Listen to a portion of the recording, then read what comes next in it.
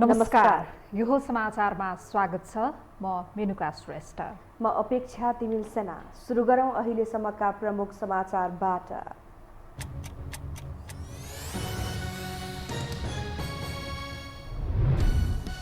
MCC र स्थानीय निर्वाचनका विषयमा सत्ता गठबन्धनका शीर्ष नेताहरूबीच छलफल। तत्काल एमसीसी पारित गर्नुपर्नेमा देउबाको जोड, हतार नगर्न प्रचण्ड र नेपालको सुझाव। मधेसमा माओवादीलाई स्थापित हुन नदिने षड्यन्त्र भएको प्रचण्डको दावी। प्रतिगामीहरूले भ्रम छरेको आरोप। केन्द्रीय समितिको बैठक भने अनिश्चितकालका लागि स्थगित। स्थानीय निर्वाचन सुनिश्चित गर्न आयोगको तयारी तीव्र। विद्युतीय भोटिङ मेसिन प्रयोगको सम्भाव्यताबारे अध्ययन सुरु। केही दिनमै निर्वाचन कार्यतालिका सार्वजनिक गर्ने तयारी। अर्थ मन्त्रालयद्वारा 86 अर्बले बजेटको आकार घटाउँदै अर्धवार्षिक समीक्षा प्रस्तुत। कुल बजेटको 90% खर्च हुने अनुमान। निर्वाचनले अर्थतन्त्रलाई योगदान गर्ने विश्वास। र लगातार 2 खेलको जितले नेपालको फिफा वरियतामा सुधार। 2 स्थानले माथि उक्लिँदै 167औं स्थानमा। दक्षिण एसियामा भारत र मालदिप्स मात्र अगाडि।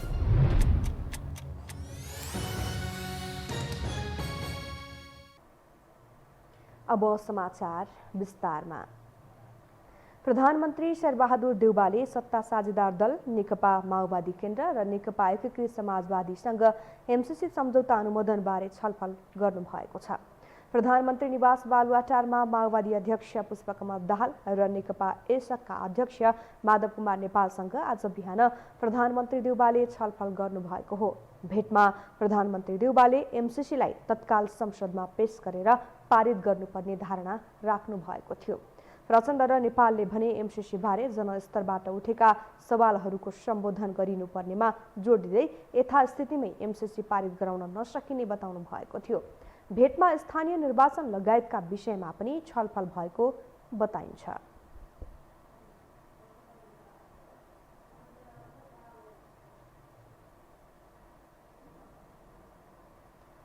अमेरिकी सहयोग परियोजना एमसीसीका विषयमा दलहरूका निल्नु न ओकेल्नुको स्थितिमा पुगेका छन्। फलत मध्यमार्गी बाटो खोजी हुँदा निर्णायक कदम चाल्न अलमल भइरहेको छ, जसको प्रभाव सत्ता गठबन्धनदेखि आगामी चुनावसम्म देखिने प्रष्ट छ। एक रिपोर्ट। प्रधानमन्त्री शेरबहादुर देउवालाई एमसीसी सम्झौता फेब्रुअरी 28 सम्ममा पास गराइसक्नुपर्ने चर्को दबाव छ, जसको विरुद्धमा पर्खाल बनेर सभामुख अग्नि सापकोटा उभिएपछि संसद नै पटक पटक सर्दै आएको छ। उत्तिकै दबाव माओवादी केन्द्रका अध्यक्ष पुष्पकमल दाहाल प्रचण्डमा पनि छ। यसअघि विभिन्न बहानाबाजी देखाउँदै भाका सारेका उनीहरू आफैले हस्ताक्षर गरेर एमसीसीलाई पत्र पठाएपछि अब भने उम्किने ठाउँमा समेत छैनन्। पहिले आफैले लगानी माग गर्ने, त्यसमा हस्ताक्षर गर्ने तथा संसदबाट पनि पास गराउनु पर्ने सुझाव पनि दिने, तर अन्तिममा आएर चुनौती दिने कुराले पनि एमसीसी जसरी पास गराउने पक्षमा अमेरिका लागेको छ। त्यसका लागि सहज वातावरण बनोस् भन्ने अपेक्षा लिएर उसले निरन्तर दबाव पनि बढाइरहेकै छ। राजदूत र्यान्डी बेरीले घर घरै गएर शीर्षस्थ नेताहरू भेटिरहेका छन् भने उपाध्यक्ष फातिमा सुमारले 20 दिनभित्र निर्णय दिन समय सीमा तोकिसकेकी छिन्। एमसीसी पास गर्न आगामी 3 हप्ता निकै महत्त्वपूर्ण रहेको बताएकी उनले फेब्रुअरी अन्तिमको समय सीमा नेपाल सरकारका प्रधानमन्त्री देउवा र माओवादी केन्द्रका अध्यक्ष प्रचण्डले आफै तोकेको हुनाले फेरि समय थप्न नसकिने जनाएकी छिन्। उसले दबाब गरेको होइन कि, उसले के भनेको छ, तिमीले समीक्षा गरेका छौ, 5 महिना अगाडि फेब्रुअरीमा भ्याउँछु भनेर चिठी लेखेका छौ, के हो भनेर उसले सोध्नु स्वाभाविक हो। हामी आफैले 2टा शीर्ष नेताले 5 महिनामा भ्याउँछु भनेर चिठी लेख्ने अनि उसले नसोध्ने, उसले क्यान्सल गर्नु अगाडि त सोध्नु पर्यो नि। ऊ त क्यान्सलेसन मुडमा छ हो त, होइन? यहाँ भ्रम के छ भने ऊ जसरी दिन खोजिरहेको छ भ्रममा छ कि, गलत हो। हामीलाई चाहिन्न भने पास सिध्याउन, संसदबाट हामी चाहिन्न भनेर भनौँ त, भोलि नै यो क्यान्सल हुन्छ। एमसीसी फर्काउन सक्ने अवस्थामा पनि नेताहरू छैनन्। सम्झौता पन्साए वैदेशिक सहायता प्रभावित हुने डर उनीहरूमा छ, जुन राजदूतले भेटका क्रममै नेताहरूलाई भन्ने गरेका छन्। तर आफू सकारात्मक रहे पनि विरोधमा जनमत देखिएका कारण पास गराउने आँटमा पनि उनीहरू देखिएका छैनन्। एमसीसी आफ्नै पालामा हस्ताक्षर भएका कारण पास गराउनु पर्छ भन्ने सोच देउवामा देखिए पनि पार्टीभित्र यसलाई चुनावपछि सार्न दबाव बढिरहेको छ। विगतमा भरमकदुर पास गराउन लागि परेका एमाले अध्यक्ष ओली पनि यही अवस्थाबाट गुज्रिरहेका छन्। डाक्टर भीम रावल खुलेर यसको विरोध गरिरहेका छन् भने तल्लो तहमा पनि एमसिसी पास भए पनि त्यसको प्रभाव चुनावमा पर्न नहुने स्वर सुनिएको छ। यसको अर्थ अन्तिम क्षणमा रहेको एमसिसी सत्ता गठबन्धन नै पास गराउन बाध्य होस् भन्ने दाउमै एमाले छ। यता प्रचण्ड पनि आफैले हस्ताक्षर गरेकोले यसको विरुद्ध जान सक्ने अवस्थामा छैनन्। तर पार्टीभित्रै प्रतिकूल अवस्था देखेर प्रचण्ड हच्किँदा माधव नेपालमा भने दोहोरो भएछ। यता स्थितिमा एमसिसी पास गरौँ भने पार्टीभित्र नेताहरू विपक्षमा छन्, फिर्ता गरौँ भने यही कारण गठबन्धन फुट्ने भय उनीमा छ। मलाई जवाफ दिएकोमा यो विशुद्ध आर्थिक सहयोगको सम्झौता हो। तर यो कुरा किन मान्छेहरू पत्याउन चाहे तयार छैनन् त? खोज्नु त पर्यो। अब यसको निराकरण के? त्यसो हुनाले चाहिँ अलिक त अझै पनि समय लिएर अध्ययन गर्नुपर्छ भन्ने जोडमा हामी रहेका छौँ। एमसिसी ठिक बेठिकको बहस भन्दा टाढा जाने हो भने यो फिर्ता भए अन्तर्राष्ट्रिय सहयोगमा प्रभाव पर्नेमा दुई मत छैन। स्वास्थ्य, शिक्षा, पूर्वाधार लगायतका क्षेत्रमा ठूलो विदेशी सहयोग रहेको नेपालमा अन्तर्राष्ट्रिय सहयोग बन्द भए पर्ने प्रभाव नकारात्मक हुन्छ नै। यसको मतलब राष्ट्रघाती सम्झौता पास गराउनै पर्छ भन्ने तर्क पनि होइन। तर सम्बन्ध पनि नबिग्रिने र नम्र व्यवहारमै सहयोग चाहिँदैन भन्न सक्ने अवसर भने नेताकै राजनैतिक स्वार्थका कारण गुमेको छ। अर्थात् एमसिसी पास भए हुन सक्ने खतरा र नभए आउन सक्ने समस्या दुवैको कारक तत्त्व विभिन्न समयमा देशको बागडोर सम्हालेका नेताहरू नै हुन्, जसले अझै पनि एमसिसीलाई राजनीतिक रङ दिन छाडेका छैनन्। यो हो टेलिभिजनका लागि क्यामेरामा निशान्त तामाङका साथमा कुलचन्द्र विष्ट, काठमाडौँ। सत्तारूढ दल नेपाली कांग्रेसका प्रवक्ता डाक्टर प्रकाश शरण महतले एमसिसी संसदमा पेश भए बहुमतका साथ पारित हुने दावी गर्नुभएको छ। आज पार्टी कार्यालय सानेपामा बसेको कार्य सम्पादन समितिको पहिलो बैठकपछि सञ्चारकर्मीहरूसँगको कुराकानीका क्रममा प्रवक्ता महतले एमसिसी पास हुने दावी गर्नुभएको हो। उहाँले बैठकमा स्थानीय निर्वाचनको बारेमा छलफल भएको पनि बताउनुभयो। प्रवक्ता महतले बैठकमा वक्ताहरूले बोल्ने क्रम नसकिएकोले भोलि पनि छलफल चल्ने बताउँदै आजको बैठकमा स्थानीय निकायको निर्वाचन, भ्रातृ संगठनहरूको समय सीमा र एमसिसीको विषयमा चर्चा गरिएको बताउनुभयो। बैठकमा एमसिसीलाई कसरी चाँडै निष्कर्षमा पुर्याएर टुङ्ग्याउने कुरामा विस्तृत छलफल भएको थियो।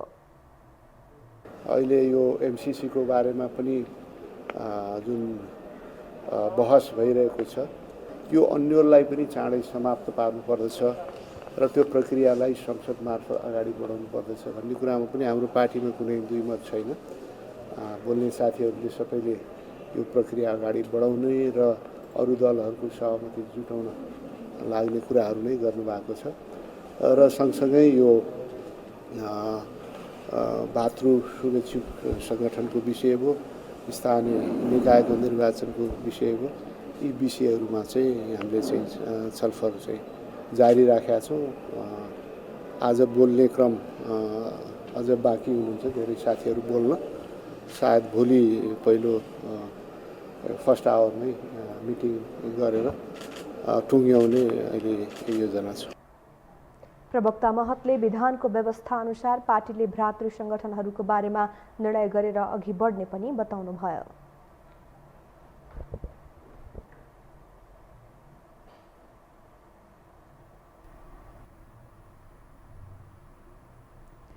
अब बाँकी समाचार।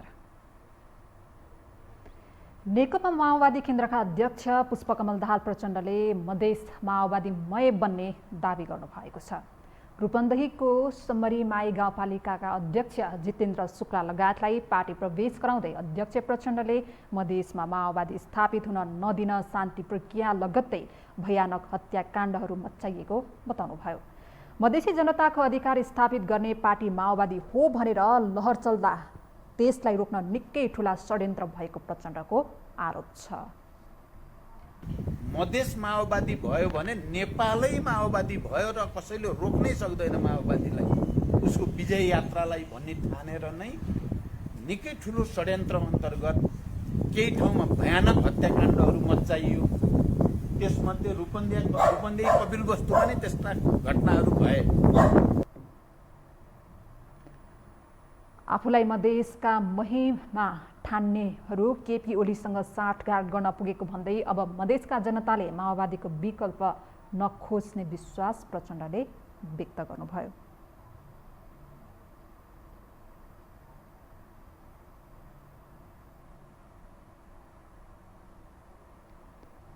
नेकपा माओवादी केन्द्रको भोलिका लागि बोलाइएको केन्द्रीय समिति बैठक स्थगित भएको छ। कोरोना महामारीका कारण बैठक स्थगित गरिएको कार्यालय सचिव श्रीराम ढकालले जानकारी दिनुभयो। माओवादीको केन्द्रीय समिति बैठकले एमसीसीका विषयमा पार्टीको धारणा प्रष्ट पार्ने र पार्टीका पदाधिकारी चयनबारे पनि छलफल गर्ने एजेन्डा तय भएको थियो।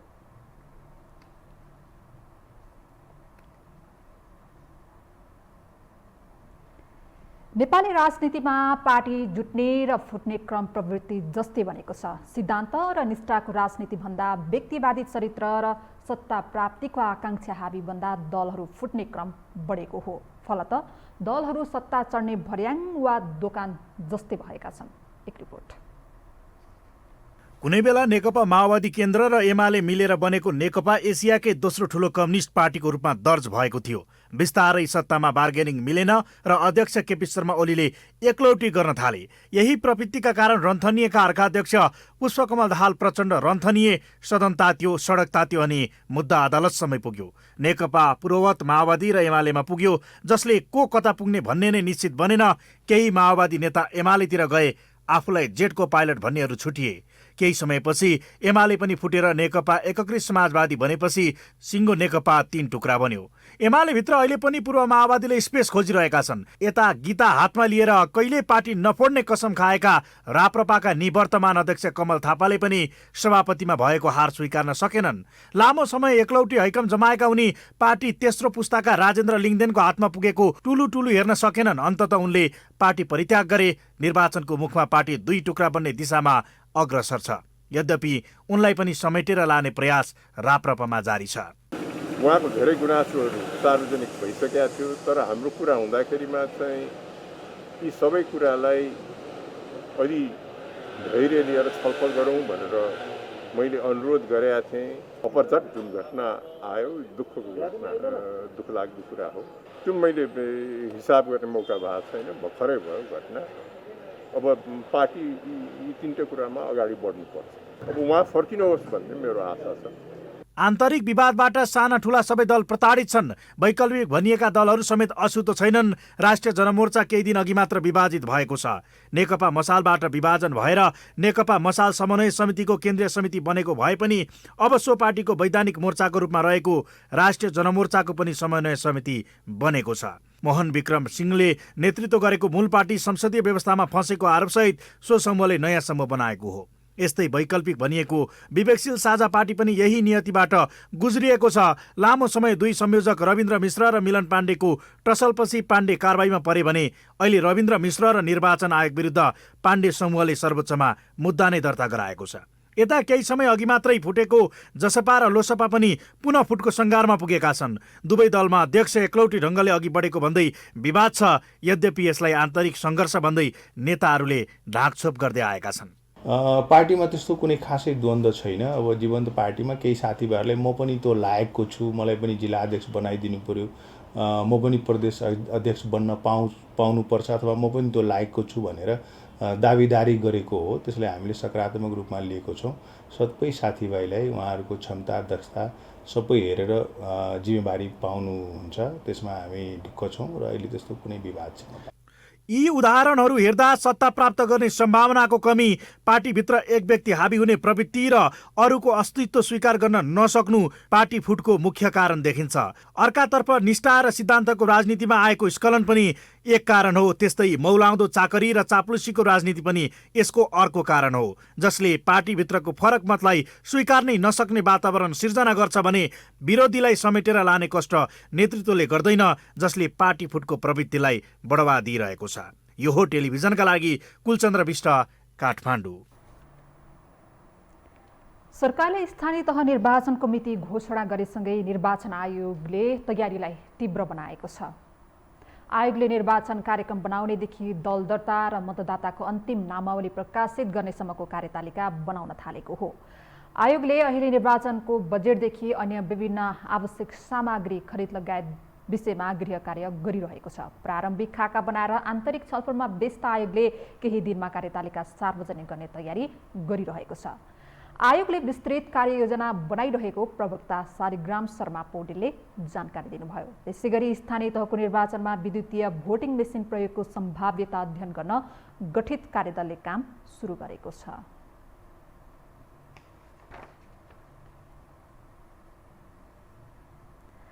हामीसँग समाचार बाँकी नै छन्, अहिलेलाई विश्राम।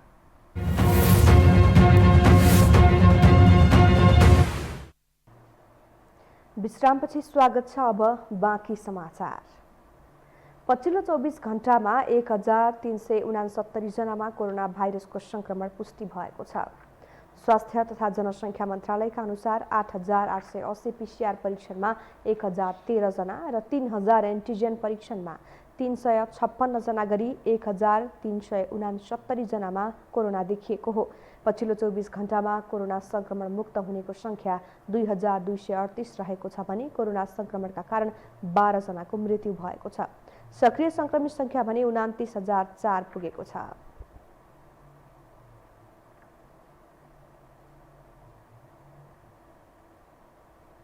राष्ट्रिय प्रजातन्त्र पार्टीका पूर्व अध्यक्ष पशुपति शमशेर जबराले हालै पार्टी परित्याग गरेका पूर्व अध्यक्ष कमल थापा पुनः पार्टीमा फर्किनेमा आशावादी रहेको बताउनु भएको छ। आज पार्टी कार्यालय धुम्बाराहीमा बसेको केन्द्रीय पदाधिकारी बैठक अघि सञ्चारकर्मीहरूसँग बोल्दै पूर्व अध्यक्ष शमशेरले यस्तो बताउनु भएको हो। उहाँले थापालाई धैर्य गर्न र छलफल गरेर मात्रै निर्णय लिन अनुरोध गरे पनि अस्वीकार गरेकोमा दुःख लागेको बताउनु भयो। उहाँले पूर्व अध्यक्ष थापाले पार्टी परित्यागको घोषणा गर्नु अनपेक्षित घटना भएको बताउनु भयो। उहाँको धेरै गुनासोहरू सार्वजनिक भइसकेका थियो, तर हाम्रो कुरा हुँदाखेरिमा चाहिँ यी सबै कुरालाई अलि धैर्य लिएर छलफल गरौँ भनेर मैले अनुरोध गरेका थिएँ। अब विस्तृतमा त के जाने, त्यो अनुरोध स्वीकार हुन्छ भन्ने मैले आशा गरेका थिएँ र अपरझट जुन घटना आयो दुःखको घटना, दुःखलाग्दो कुरा हो। पूर्व अध्यक्ष शमशेरले आगामी 3 चरणको निर्वाचनमा पार्टी गम्भीर भएर लाग्नुपर्ने बताउनु भयो।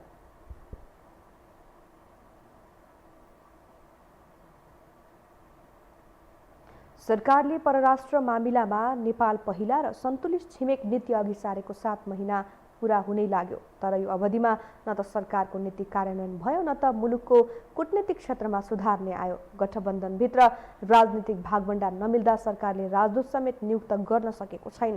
फलत मुलुकको समग्र कूटनीतिक क्षेत्र नै भद्रगोल बनेको छ। एक रिपोर्ट।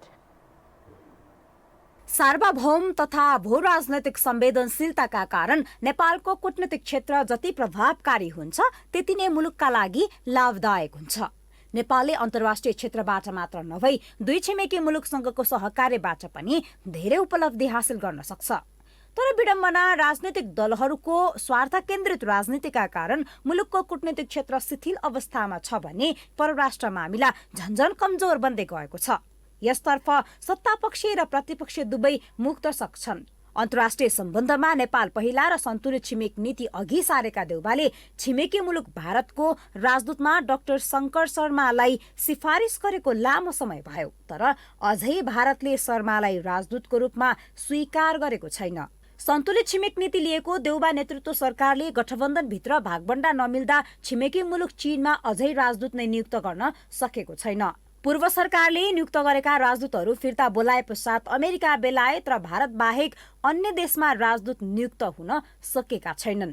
राजनीतिक हस्तक्षेप र आफ्ना मान्छे भर्ने प्रवृत्तिका कारण राजनीति र कूटनीतिमा पारदर्शिता र दूरदर्शिताको अभाव देखिएको धेरैको विश्लेषण छ। त्यो भागै बण्डामा बिक्री नै हुनेछ र त्यो भागबण्डामै हुन्छ। आफ्ना मान्छे नै चाहिएको छ। जेमा पनि त्यो विषय त्यो देशको बारेमा ज्ञान छ कि छैन, कूटनीतिको के छ, अनुभव के छ, केही वास्ता छैन। खाली भागबण्डाकैमा अहिले एक त यो नियुक्तिमै भागबण्डाकै नमिल्या हो। हामीले नियुक्ति गरेरै मात्रै हामीले के पायौँ र देखिहालेको छ नि हाम्रो ठुल्ठुला देशमा भएका राजदूतहरूले के गरी खाए। यो यत्रो काण्ड हुँदाखेरि हामीलाई परराष्ट्र मन्त्रालयले खबरै गरेका छैन भनेर बस्ने राजदूतहरू र त्यो रिटायरमेन्टमा जाऊ भनेर पठाए जस्तो राजदूतलाई पठाएर हामीले खर्च गरिरहनु आवश्यक होला र कोरोना महामारीका बेला अन्तर्राष्ट्रिय स्तरमा कूटनीतिक कौशलता मार्फत सहकार्य बढाउनु पर्ने बेला यो क्षेत्र झन सरकारको व्यवस्थामा परेको छ। Australia, Bahrain, Denmark, Egypt, Saudi Arab लगायतका मुलुक अझै राजदूतविहीन छन्। राजदूत भएका मुलुकहरूमा पनि कुनै प्रभावकारी काम हुन सकेका छैनन्, जसले गर्दा राजदूतहरूको सक्षमतामाथि नै प्रश्न चिन्ह खडा भएको छ। पार्टीको मान्छे जानै हुँदैन त्यहाँ त, विशेषज्ञ विज्ञ र नेपालको मान्छे जानुपर्छ, पार्टीको मान्छे होइन। देश ठुलो भनेर जानुपर्छ, सहीलाई सही गलतलाई गलत, जसरी हामीले एनालिसिस गर्छौँ। म कुनै बेला नेपाल गलत भनेर पनि खडा भएको छु, तर कुनै बेला नेपाल ठिक भनेर अहिले एमसिसीमा भनेर आएको छु नि। अहिले नेपाललाई मार्नु हुँदैन, गलत हो, यो राष्ट्रघाती हो भनेर भन्यो, किनभने मेरो राष्ट्रभन्दा ठुलो केही होइन नि। त्यसैले त्यस्तो चाहिँ यो पार्टीबाट मान्छे, अब यिनीहरूको चाहिँ पार्टीबाट पठाउने हुन्छ, यिनीहरूको मन ठुलो छैन नि कि देशको मान्छे जाओस् त्यहाँ। उहाँ त 5वटा पार्टी लिएर बस्नुभएको छ, उहाँको त चल्दैन नि। अब कम्युनिस्ट पार्टीहरूले मेरो मान्छे जान्छ भने होला, उहाँले त गर्न सक्नुहुन्न, आफ्नो मान्छे पठाउन सक्नुहुन्न। अब पार्टीमै झगडा चलिरहेको होला। सहसचिव स्तरमा सम्भव हुने विषयमा मुलुकको कार्यकारी हैसियतमा रहेका प्रधानमन्त्री शेरबहादुर देउबा र पूर्व प्रधानमन्त्री माओवादी केन्द्रका अध्यक्ष पुष्पकमल दाहाल प्रचण्डले अमेरिकी सहयोग परियोजना एमसिसीलाई पत्र पठाएको पछिल्लो उदाहरणले पनि नेपालको परराष्ट्र नीतिको हैसियत प्रष्ट हुन्छ। शीर्ष नेताहरूको यो रवैयाले नेपालको कूटनीतिक मर्यादामाथि नै संशय पैदा गरेको छ। अनि यस्तो स्थितिमा कूटनीतिक क्षेत्रमा यो राजनीतिक र त्यसको लामो ज्ञान भएका व्यक्तिहरूलाई नियुक्ति गर्ने कुरा र कूटनीतिमा यस्ता राष्ट्रको सहयोगमा झुक्ने अत्यन्त अमर्यादित कुराहरू सम्बन्धित हुन्छ। जस्ता कुरा यो एकदमै आपत्तिजनक छ। अन्तर्राष्ट्रिय सम्बन्ध समितिको जानकारीमा हुनुहुन्छ यस्तो कुरा। अरू देशमा यस्तो भयो भने छानबिन भएर दण्डित हुनुपर्छ यस्ता प्रधानमन्त्री र नेताहरू। एमसिसी पास गर्न उपाध्यक्ष फातिमा सुमारले मुलुकका शीर्ष नेतृत्वलाई बारम्बार दबाब दिइरहेका छन्। अमेरिकी राजदूत र्यान्डी बेरीले प्रचण्ड, माधव नेपाल लगायतका नेताहरूसँग छलफल गरिरहेका छन्। उनले एमसिसी पास नगरे अरू सहयोग पनि रोकिन सक्ने दबाब दिँदै आएका छन्। अनि हाम्रा नेताहरू कूटनीतिक प्रोटोकल नै भुलेर शक्ति राष्ट्रको चाकरीमा व्यस्त छन्। यसले त्यसको कूटनीतिक मामिला कति कमजोर छ भन्ने थप प्रश्न पारेको छ। यो हो टेलिभिजनका लागि क्यामेरामा निशान्त तामाङका साथमा निम्लेकी शेर्पा, काठमाडौँ। अब बाँकी समाचार। प्रमुख प्रतिपक्षी दल नेकपा एमाले आगामी फागुन 2 गतेको प्रतिनिधि सभा बैठक स्थगित गर्न माग गरेको छ। एमाले संसद सचिवालयमा बैठक स्थगित गर्न आग्रह समेत गरिसकेको छ। फागुन 2 गते नै प्रदेश स्तरीय भेला राखेका कारण त्यस दिन बैठक नराख्न प्रतिनिधि सचिवालयका सचिव गोपालनाथ योगीलाई एमाले आग्रह गरेको हो। सरकारले एमसिसी टेबल गर्न तयारी नपुगेको भन्दै 26 गतेको बैठक फागुन 2 गतेका लागि सार्न आग्रह गरेपछि सभामुख अग्नि सापकोटाले फागुन 2 गतेका लागि बैठक तोक्नु भएको थियो।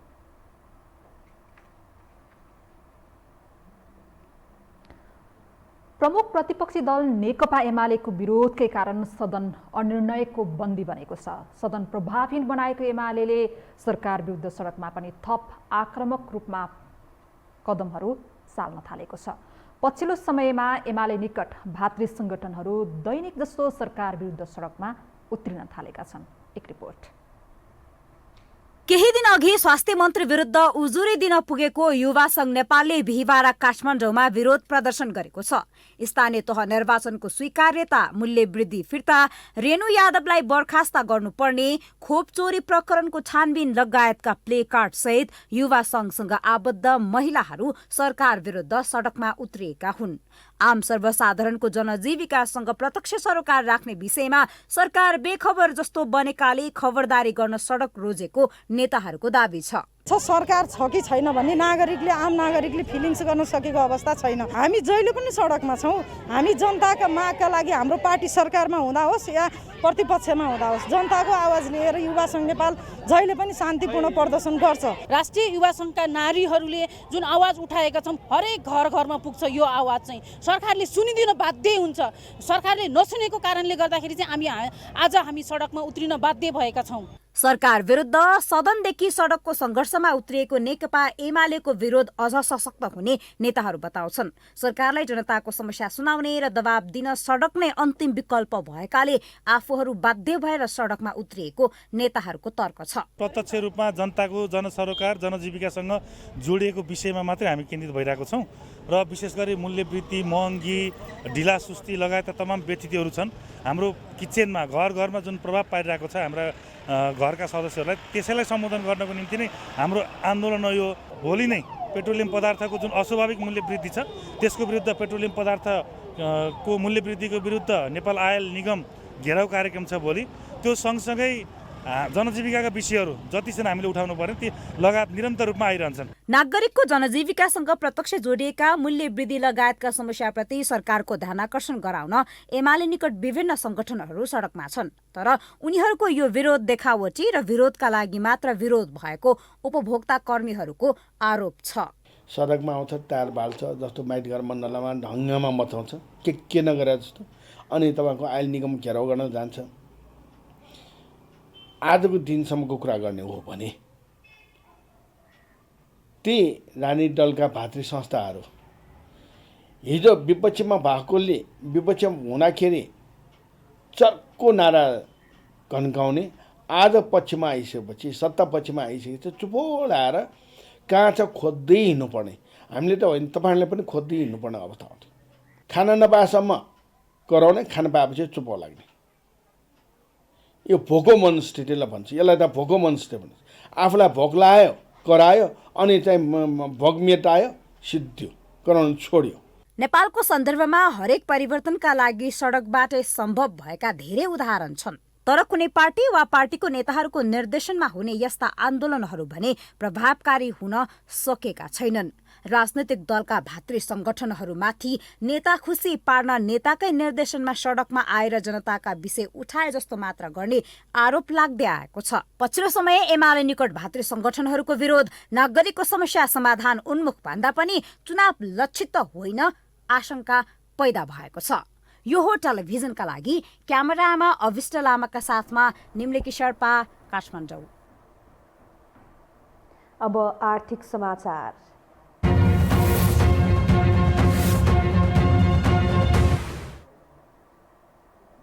सरकारले फेरि बजेट खर्चको लक्ष्य घटाएको छ। चालु आर्थिक वर्षको अर्धवार्षिक समीक्षा मार्फत अर्थमन्त्री जनार्दन शर्माले बजेटको आकार 86 अर्ब रुपियाँले घटाएका हुन्। त्यस्तै स्थानीय तहको निर्वाचनले आर्थिक वृद्धिलाई समेत सकारात्मक योगदान दिने अर्थ मन्त्रालयको विश्वास छ। सरकारले बजेटको आकार घटाएको छ। बिहिबार सरकारले अर्धवार्षिक समीक्षा गर्दै बजेटको आकार घटाएको हो। यो वर्ष प्रतिस्थापन विधेयक मार्फत सरकारले 16 खर्ब 32 अर्ब 83 करोडको बजेट ल्याएको थियो। अब बजेटको आकार 15 खर्ब 46 अर्ब 28 करोड हुने समीक्षामा जानकारी गराइएको छ। सरकारले चालुतर्फ 10 खर्ब 35 अर्ब 46 करोड अर्थात् विनियोजित बजेटको 97.2%, पुँजीगततर्फ 3 खर्ब 40 अर्ब 32 करोड अर्थात् विनियोजित बजेटको 90.1% र वित्तीय व्यवस्थातर्फ 1 खर्ब 70 अर्ब 49 करोड अर्थात् विनियोजित बजेटको 90% हुने खर्च गर्ने लक्ष्य लिएको छ। चालु आर्थिक वर्षको बजेटको अर्धवार्षिक मूल्याङ्कन प्रतिवेदन सार्वजनिकीकरण कार्यक्रममा बोल्दै अर्थमन्त्री जनार्दन शर्माले चुनावका लागि बजेटको स्रोत व्यवस्थापन कसरी गर्ने भन्नेबारे ठूलो दबाव रहेको बताए। चुनावका लागि 50 अर्बको माग आइरहेको तर बजेटमा 10 अर्ब बराबर मात्रै राखेका कारण खर्च गर्न चुनौती थपिएको उनले बताए। चालु आर्थिक वर्षमा रु 15 खर्ब 46 अर्ब 28 करोड खर्च हुने संशोधित अनुमान गरिएको छ। यो रकम कुल विनियोजनको करिब 94.7% हो। यो अनुमान गर्दा स्थानीय तह निर्वाचन खर्च, कोभिड-19 विरुद्धको खोप लगायतको खर्च, रासायनिक मल खरिद, बेमौसमी वर्षाले पारेको धानबालीमा भएको क्षतिपूर्ति, अनिवार्य दायित्व, पूर्व सहमति दिएका खुला आयोजनाको सम्भावित दायित्वलाई मध्यनजर गरी अनुमान गरिएको छ। त्यस्तै स्थानीय तहको निर्वाचनले खर्च बढाउने र त्यसले आर्थिक वृद्धिलाई समेत सकारात्मक योगदान दिने अर्थ मन्त्रालयले विश्वास गरेको छ। जनार्दन शर्माले पूर्व तयारी बिना प्रतिस्थापन बजेट ल्याएकाले आर्थिक वर्षको 6 महिनाको अवधिमा पुँजीगत खर्च लक्ष्य अनुसार हुन नसकेको स्वीकार गरे। पुँजीगत खर्च बढाउनका लागि अब सरकारले बजेट निर्माणको प्रक्रिया नै परिवर्तन गर्नुपर्ने उनको धारणा छ। अर्थमन्त्री शर्माले अहिले नेपालमा क्रिप्टो करेन्सी अर्थतन्त्रका लागि चुनौती भएको बताए। पछिल्लो समय क्रिप्टो करेन्सी तथा हाइपर फन्डको कारोबार मार्फत नयाँ तरिकाबाट क्यापिटल फ्लाइट भइरहेकाले अर्थतन्त्रमा समस्या देखिएको उनको भनाइ छ। नेपालमा पनि अहिले बढी चर्चामा आइरहेको छ हाइपर फन्ड, होइन, बेटिङ सेटिङ लगायतका अब ग्याम्बलिङ, क्रिप्टो करेन्सीको कुराहरू हाम्रो कानुन, हाम्रो मान्यता एकातिर छ, एकातिरको कारोबार भइरहेछ र अब विभिन्न प्रविधिको माध्यमले क्यापिटल फ्लाइट हिजो एक ढङ्गले हुन्थ्यो भने आज अर्को ढङ्गले भइरहेको अवस्था छ। त्यसलाई पनि कसरी नियमन गर्ने, नियन्त्रण गर्ने भनेर हामीले विभिन्न कमिटीहरू निर्माण गरेका छौँ। नेपाल राष्ट्र बैंकका गभर्नर महाप्रसाद अधिकारीले अर्थतन्त्र जोगाउन आयात निरुत्साहित गर्न बाध्य हुनु परेको बताए। उनले विदेशी विनिमय सञ्चित घट्दै जाँदा आयात निरुत्साहित गर्नु परेको स्पष्ट पारे। गभर्नर अधिकारीले आयात निरुत्साहित गर्दा भन्सार राजस्वमा प्रभाव पर्ने जोखिम मोलेर भए पनि आयातमा कडाई गरिएको बताए। आयातित वस्तुहरूबाट हाम्रो इन्फ्लेसनलाई के कस्तो असर परिरहेछ त्यसैले एनालाइसिस गरेका छौँ। तर पनि सरसर्ती हामीले हेरिराख्दा के छ भन्दा एउटा डिस्करेज गर्ने मात्रै व्यवस्था यो गरिएको हो। यो टोटल्ली यो चाहिँ आयातै गर्न नपाउने व्यवस्था यसमा छैन।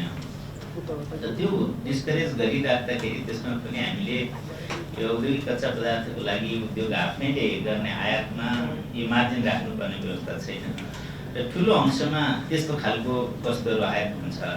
सरकारले बजेटको अर्धवार्षिक समीक्षामा देशको अर्थतन्त्रका सूचक नकारात्मक भएको विषयमा भने खुलेर बोलेको छैन। बुधबार मात्र केन्द्रीय बैंकले प्रकाशित गरेको 6 महिनाको तथ्याङ्कमा देशका अधिकांश सूचक नकारात्मक देखिएका थिए। दुग्ध विकास संस्थान डीडीसीले स्ट्यान्डर्ड दुधको मूल्य प्रति लिटर 9 रुपियाँ बढाउने निर्णय गरेको छ। सरकारले कच्चा दुधको मूल्य प्रति लिटर 6 रुपियाँ 52 पैसा बढाएसँगै डीडीसीले पनि उपभोक्ता मूल्य बढाउने निर्णय गरेको हो। कच्चा दुधको मूल्य वृद्धिसँगै कृषि तथा पशुपक्षी विकास मन्त्रालयले पनि उपभोक्ता मूल्य निर्धारण गर्न सहमति दिएको थियो। मन्त्रालयले बुधबार 3% फ्याट र 8% एसएनएफको आधार मूल्य बढाउन डीडीसीलाई अनुमति दिएको थियो। त्यसपश्चात डीडीसीले पनि मूल्य बढाउने निर्णय गरेको हो। अहिले डीडीसीले आधा लिटर दुधको मूल्य 38 रुपियाँ तोकेको छ। अब भने आधा लिटरलाई 42.5 रुपियाँ पर्नेछ।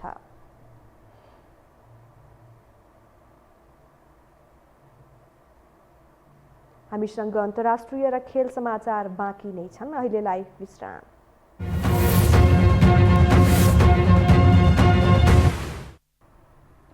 विश्रामपछि पुनः स्वागत छ। अब पालो अन्तर्राष्ट्रिय समाचारको।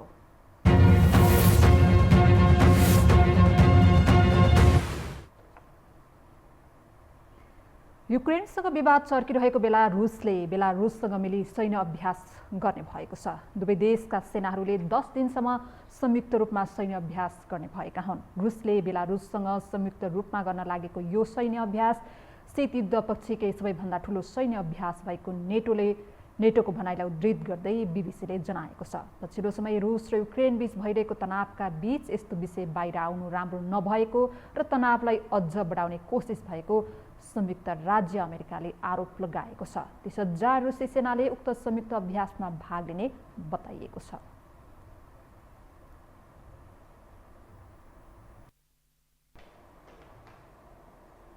अब खेलकुद समाचार।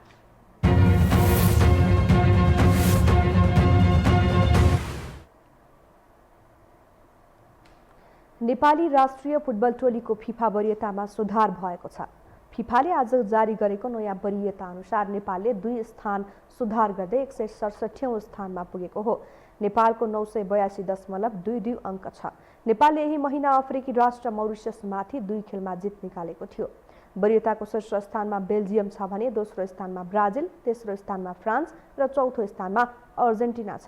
एसियामा शीर्ष 3 मा रहेका इरान, जापान र कोरिया विश्व वरियतामा 21, 23 र 29औं स्थानमा छन्। दक्षिण एसियामा भारत 104औं स्थानमा छ भने मालदिप्स 157औं स्थानमा छ।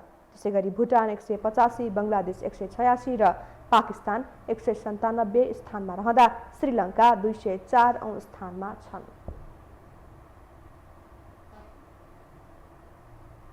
खेल समाचारसँगै हामी यो समाचारको अन्त्यमा आइपुगेका छौं। बिदा हुनु अघि प्रमुख समाचार पुनः एक पटक।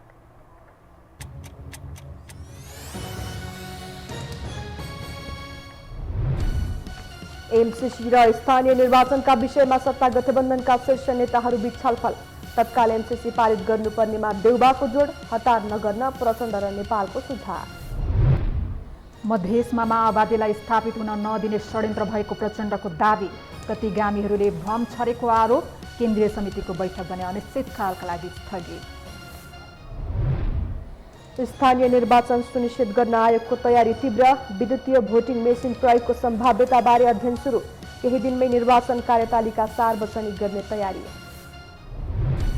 अर्थ मन्त्रालयद्वारा 86 अर्बले बजेटको आकार घटाउँदै अर्धवार्षिक समीक्षा प्रस्तुत। स्कुल बजेटको 90% खर्च हुने अनुमान। निर्वाचनले अर्थतन्त्रलाई योगदान गर्ने विश्वास।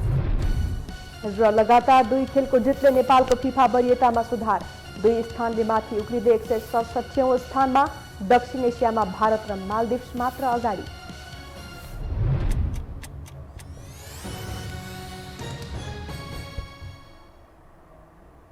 हवस् त, यो समाचार सकियो। समाचार बुलेटिनका साथै यो टेलिभिजनका सम्पूर्ण कार्यक्रम यो टेलिभिजन.com, यो खबर.com, युट्युब र फेसबुकमा पनि पढ्न र हेर्न सक्नुहुनेछ। मोबाइलमा यो टिभी एप डाउनलोड गरी हामीलाई प्रत्यक्ष हेर्न सक्नुहुनेछ। तथ्यसहितको निष्पक्ष समाचार तथा मनोरञ्जनका लागि हेर्दै रहनुहोला यो टेलिभिजन। नमस्कार।